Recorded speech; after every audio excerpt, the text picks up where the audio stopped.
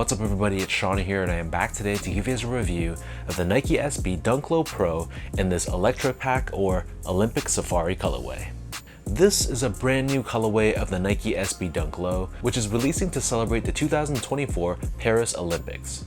So officially Nike is calling this the Electric Pack, which to me is kind of a stretch, but either way these dunks are releasing alongside other models, for example like a Blazer Mid. And while those silhouettes have already dropped, the Dunk is releasing on August 9th. So these should retail for the standard price of roughly $120 US or 165 Canadian. And the official colorway for this shoe is Phantom, Black, Monarch, Chlorine Blue, and Summit White. So jumping right into the details of this pair, these Dunks for the most part are crafted using a tan or beige colored suede. So this suede has a bit of a rougher texture to it, and on the toe box we have these perforations just like any other Dunk. Surrounding the front toe cap, we have this leather overlay which has the iconic Nike Safari print on it. So this is pressed all across this entire panel, but then covering the middle eyelets, we have that plain suede once again.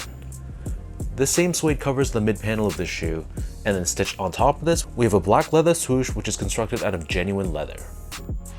Moving downwards, we have more of that safari print patterned leather, and this wraps around the bottom of the heel.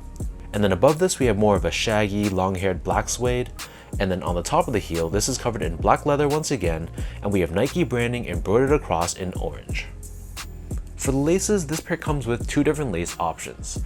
The standard lace that they come with is a thick, oval-shaped lace in the bright blue color, but they also come with a secondary black colored lace if you want to give the shoe a bit more of a tonal look, matching the color of the tongue.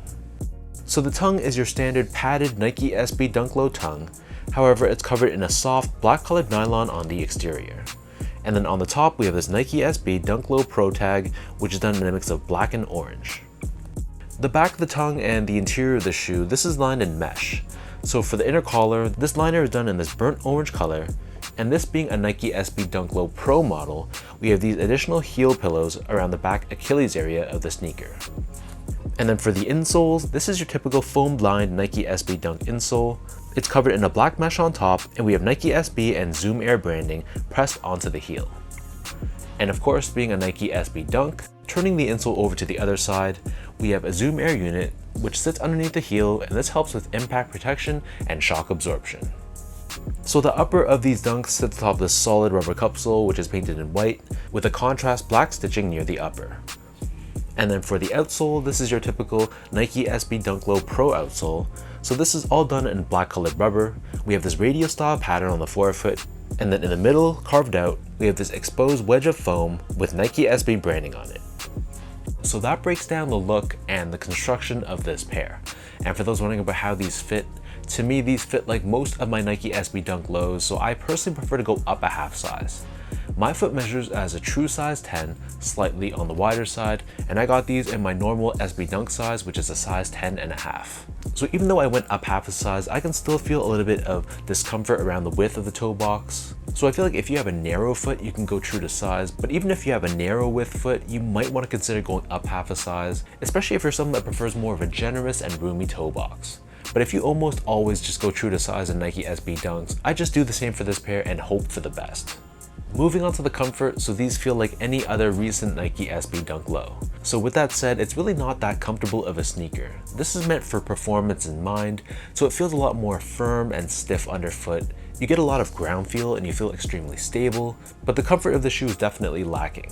It's not really a shoe I'd want to wear if I'm going to be walking around Disney World, for example, or even if I'm just going to be on my feet for many hours. There's way better options than a Nike SB Dunk. Still, if you're someone that finds them to be normally comfortable, then I feel like you'll feel the same for this pair. But just based off of my personal opinion, they feel a little bit too firm underfoot for me. Last but not least, in terms of the quality and craftsmanship, so first off, the material quality I'd say was decent. It wasn't amazing, but it wasn't bad. It does utilize genuine materials throughout the entire shoe, and while these aren't necessarily premium materials, it's nice that the shoe didn't have an overly synthetic feel to it. At the same time, the build of the shoe I thought was solid too.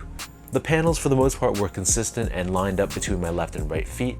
The stitch job was good, it wasn't perfect, but it was good. And it was free of any major glue stains on this shoe, which is a welcome sight to see.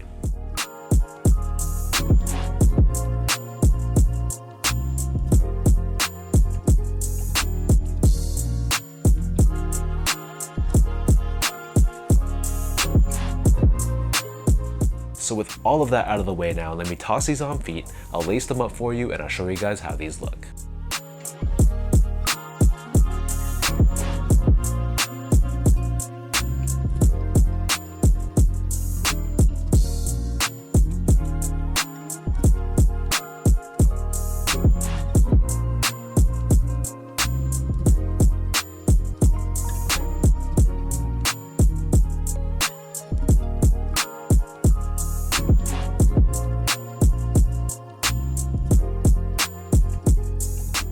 Safari print and Nike, this goes back to 1987, so it's just one of those staple patterns that we've seen on Nike shoes throughout the years. So by adopting it in a new way on this Nike SB Dunk Low, I think the shoe is really solid.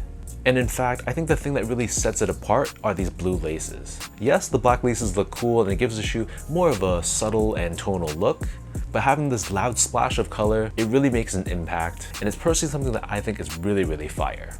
So these again are set to drop soon in skate shops, and I believe on the Nike Sneakers app. So if you are going for these and you don't want to pay above retail, fingers crossed, best of luck for anyone trying. And as usual, if you guys enjoyed this review, be sure to like, comment, and subscribe to my channel if you haven't yet. You can follow me on Instagram at esco8, check me out on X at sean.go spelled out, and visit my website at seango.ca. So thank you everyone for watching. Hopefully you guys enjoyed this review, and hopefully it helped you in some way. Appreciate the continued love and support, everyone, and I'll catch all of you in my next video.